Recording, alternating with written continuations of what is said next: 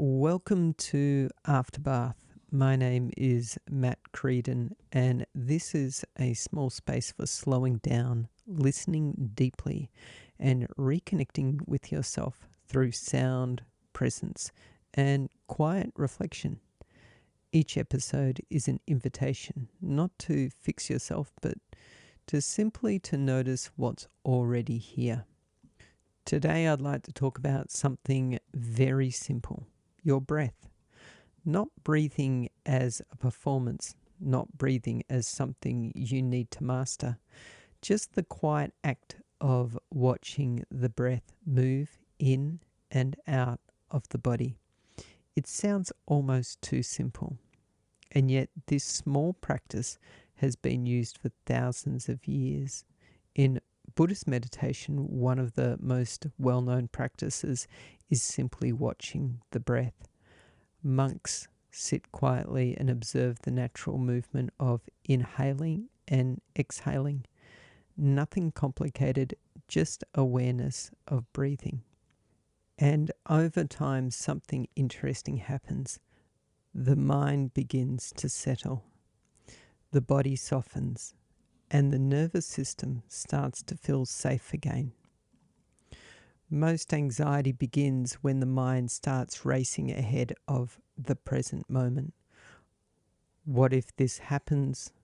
What if that goes wrong? What if something is wrong with me? And the body responds as though there is a real threat. Heart rate rises, muscles tighten, breath becomes short and shallow. But the body also has a built-in way to return to calm, and that doorway is the breath. In my latest YouTube video in the Sound Bath Choir series, we explore a very simple breathing exercise. You inhale slowly for a count of 4 and then exhale for a count of 6. So that's 4 in and 6 out. This pattern is very similar to breathing practices found in Indian pranayama, that is a yogic practice, although in this case we keep it a lot simpler. So no closing the nostrils, no complicated sequence, just slow breathing. What makes this powerful is something subtle. The out-breath is longer than the in-breath. When the exhale becomes longer, it activates the parasympathetic nervous system, the part of the body responsible for rest, recovery, and calm. It's the body's natural everything is okay switch. So by breathing in for 4 and out for 6, you're quietly telling your body, you're safe, you can relax now. And very often, the anxious thoughts begin to soften without you needing to fight them. But conscious breathing isn't just useful. When you're sitting quietly meditating, it's incredibly practical. It's helpful when you have brain fog and your mind just won't focus. It's helpful when you feel a cold or flu coming on and your body needs oxygen and rest. It's helpful when you feel tired at the end of the day but still need to push through. Instead of immediately reaching for another coffee, sometimes the best thing you can do is sit for a few minutes and breathe. It's useful when you need clarity of mind to make a difficult decision. It's useful when someone has backed you into a corner and you need to remain calm. It's useful when family members are sick and you need to be a pillar of strength. It's useful when your child is throwing a spectacular tantrum and at the most inconvenient possible moment. And it's especially useful when life feels like you're a pelican and everywhere you look there's another bill. Many people reach for a glass of red or another shot of coffee, and I get it. Conscious breathing isn't quite as tasty, but once you get the hang of it, you might find yourself wanting to do it all day long. The real art of conscious breathing isn't just doing it once, it's remembering to do it throughout the day, while walking, while working, while listening, while dealing with life. And when that happens, something interesting begins to change. Your capacity for stress increases.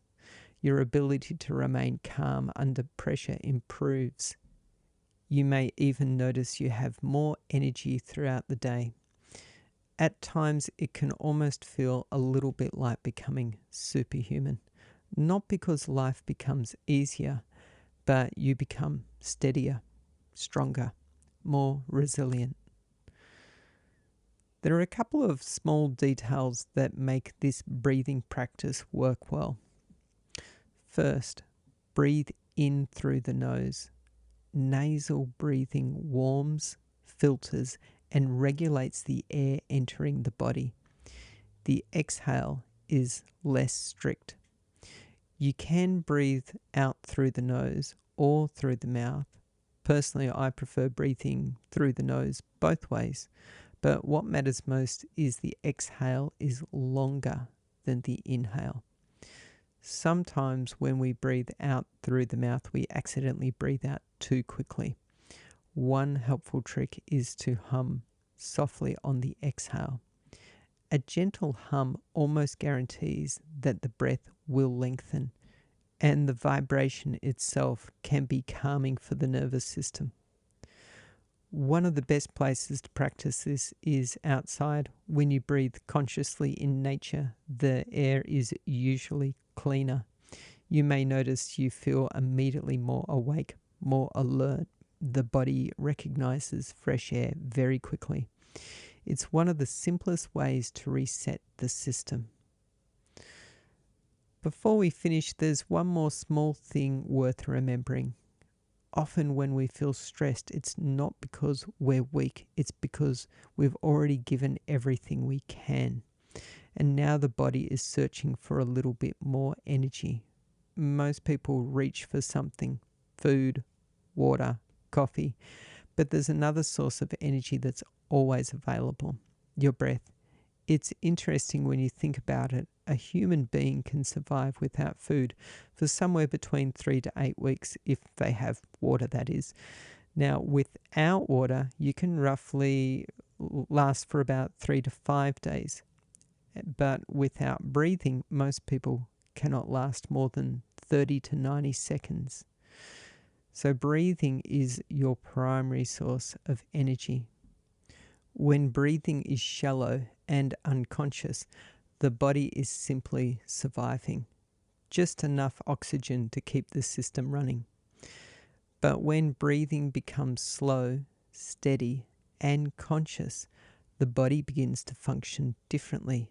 The nervous system settles, the mind becomes clearer, energy begins to return. Poor breathing will help you to survive, but conscious breathing helps you to thrive. So the question becomes very simple. Are you surviving, or are you thriving? If you'd like to experience this breathing practice for yourself, I've included a link in the show notes to the latest episode in the Sound Bath Choir series on YouTube. In that video, we explore slow breathing and gentle humming using a simple 4-count inhale and a 6-count exhale. It's a practice you can follow along with anytime you need to reset your mind and calm your nervous system. And thank you for spending this time with me. This is Afterbath.